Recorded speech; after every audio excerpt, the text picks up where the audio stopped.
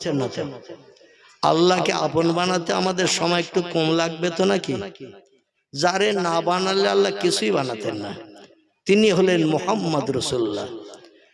আল্লাহ নবী বলছেন, মান কানা লিল্লাহ, যে লোকটি আল্লাহর আপন হয়, কানাল্লাহু লাহু, আল্লাহ তার আপন হয়ে যায়। জোরে বলুন সুবহানাল্লাহ।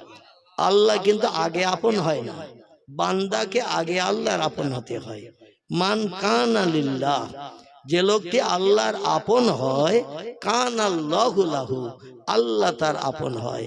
আল্লাহ বলছেন, এক হাত তুমি এগিয়ে আসবে, আমি দু হাত এগিয়ে যাব। তো আমি আল্লাহ আগে এগিয়ে যাব না। টিউবওয়েলে পানি আছে হাজার হাজার কলসি, এখন হাতল না চাপলে কি মুখ দিয়ে পানি বার হবে? কলের পাশে যে যদি বলেন পিপাসায় মরে যাচ্ছি, 3 গ্লাস পানি দে, টিউবওয়েল, ও পানি দেবে না? হাতল চেপে পানি বার করতে হবে। আমাকে আপনাকে একটু কষ্ট করতে হবে কিনা?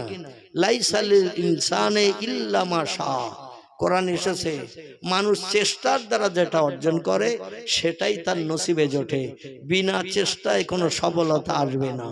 জোরে বলুন একটু নাউজুবিল্লাহ। এই জন্য চেষ্টা চালাতে হবে।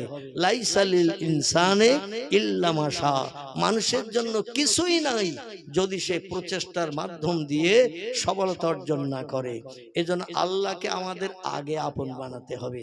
তাই নবীজি একটানা 15 বছর বিবি ছাড়া হয়ে, আপনজন ছাড়া হয়ে, চাচা ভাই ভাইকে ছেড়ে দিয়ে পাহাড়ের গুহায় যেয়ে 3500 ফুট উঁচু, এখনো গেলেও দেখতে পাবেন এই গুহাটি। এর দুটি নাম আছে, একটির নাম গারে হেরা, একটির নাম হলো জাবালে নূর। কি নাম বললাম?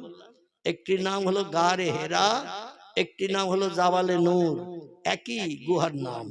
আর এই গুহার মুখটা আছে কাবা শরীফের দিকে ফেরানো। আপনাদের নেকো খাস দোয়ার বরকতে আল্লাহ অধমকে দুটি বার ওই গুহার ভিতরে ঢুকে 2 রাকাত করে নামাজ পড়ার সুযোগ দিয়েছেন। দাঁড়িয়ে নামাজ পড়া যায় না, বসে বসে নামাজ পড়তে হয়। গুহাটা খুব সংকীর্ণ, ছোট, মুখটা করা আছে কাবা শরীফের দিকে। জোরে বলুন সুবহানাল্লাহ। নবীজি সেইখানে বসে বসে রাত দিন 24 ঘন্টা সুবহানাল্লাহ, আলহামদুলিল্লাহ, লা ইলাহা ইল্লাল্লাহ, লা ইলাহা ইল্লাল্লাহ, লা ইলাহা ইল্লাল্লাহ এই নামে জপ করতে করতে আল্লাহ বলেন, আত্মধৈর্য ধরতে পারি না জিবরিল। যে লোকটি বেবি ছাড়লো, বাচ্চা ছাড়লো, আপনজন ছাড়লো, পাড়া প্রতিবেশী ছাড়লো, আমি ছাড়ার কাউকে যে লোকটি চেনে না, আমি আল্লাহর কতদিন তারে ওইভাবে গুহার ভিতরে বসিয়ে রাখে। যা, আজ রমজানের কদরের রাত, এই রাত্রে চলে যা আমার হাবিবের কাছে, যে একটু খবর